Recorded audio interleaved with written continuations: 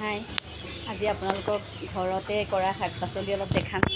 দাদাই আৰু মায়ে খেতি কৰে, পাপাও লাগে মাজে মাজে। ঘৰতে আপোনাৰ কৰে, ঘৰৰে আপোনাৰ ভেন্দি, তিয়ঁহ, দাংবডি, জলকীয়া আৰু আপোনাৰ মানে ঢেৰ কিবা কিবি আৰু মাটিকাদু, তাৰপাছত আকৌ কিবা এইটো কি ভেদাইলতা, তাৰপিছত মধুসোলং, আৰু এইটো কি কয়, ঢেৰ মানে বিভিন্ন ধৰণৰ শাক পাচলি দাদা আৰু মায়ে কৰি থাকে। ঘৰৰ পৰাই সেইবোৰ খোৱা হয়, কিনা নহয় বেছিভাগ আমাৰ শাক পাচলিবোৰ। তাকে আজি আপোনালোকক অলপ দেখাম, কিমাননো কৰিছে, কেনেকৈনো কৰিছে। চাই থাকিব আপোনালোকে ভিডিঅ'টি শেষলৈকে। জলকীয়া ছিঙি লওঁ, জলকীয়া লাগি আছে, এয়া ঘৰতে পকি আছে জলকীয়াবোৰ। দুজোপা জলকীয়া ঠিকছে লাগি আছে।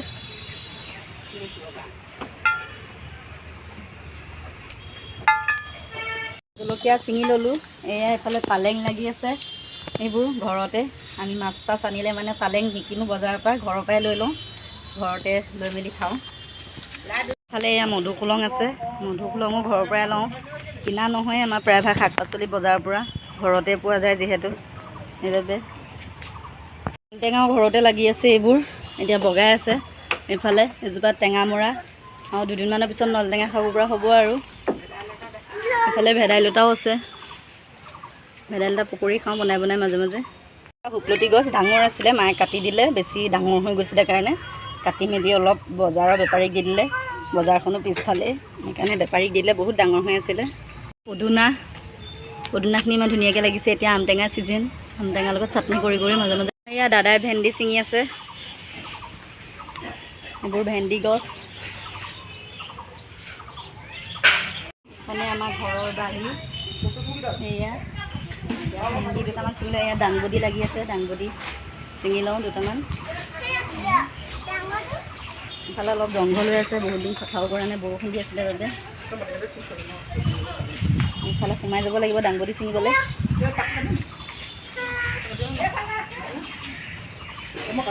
এজোপা তিয়ঁহ গছ, তিয়ঁহ ঢেৰ খোৱা হৈছে, তিয়ঁহ বহুত লাগিছে। কিনিয়ে খোৱা নাই আমি তিয়ঁহ, ঘৰৰ পৰাই খাই আছোঁ। আজিও কেইটামান ওলাব, চাওঁ কিমান ওলায় আজি, দেখাম আপোনালোকৰ পিছত কিমান ওলায় তিয়ঁহখিনি।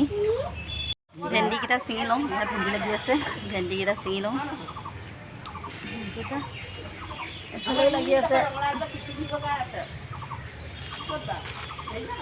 বিচা ওলাইছে, সেইকাৰণে অলপ চাই সোমাইছোঁ।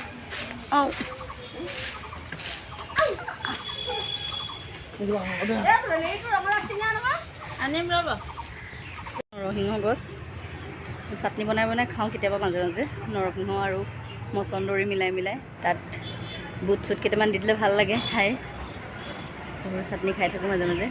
ঘৰতে যিহেতু গছ গছনি আছে, শাক পাচলি ধেৰ খেতি বাতিও কৰা হয়, দাদাই মায়ে ধেৰ লাগি থাকে গছ গছনিবিলাকৰ লগত, সেইবাবে ঘৰৰ পৰাই ওলাই থাকে আৰু কিবা কিবি খাবলৈ মেলিবলৈ।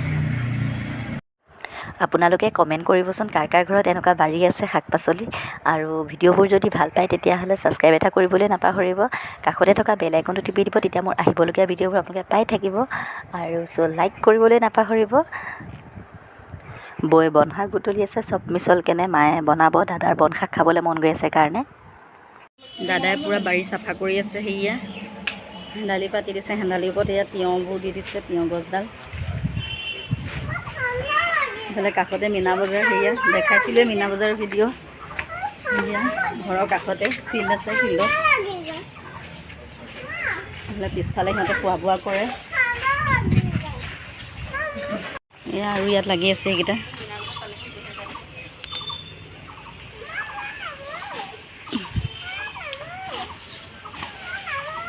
এইটো এটা ডাঙৰ হৈ আছে, নামি আহে।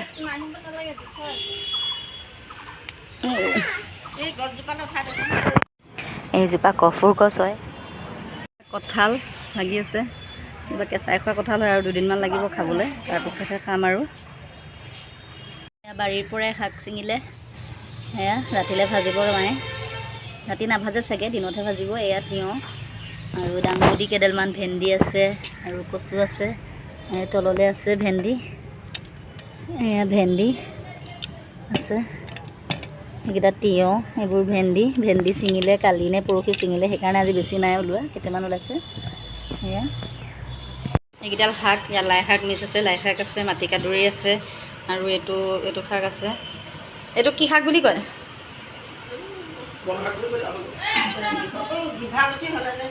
জিভাত গুটি হ'লে সেইটো খাব লাগে।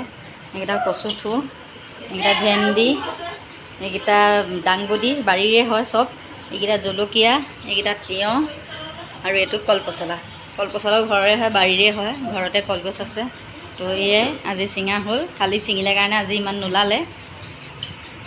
এয়াই আছিলে আজিৰ শাক পাচলিখিনি, ছিঙিলে কাৰণে বেছিকৈ নোলালে আজি। দাদাই ছিঙিয়ে থাকে, মায়ে ছিঙিয়ে থাকে, যিহেতু খায়ে থকা হয়, সেইকাৰণে বেছিকৈ নোলালে, ইমানো দেখাব নোৱাৰিলোঁ। পিছত আকৌ কেতিয়াবা এদিন দেখাম বাৰু। আজিলৈ বাই বাই।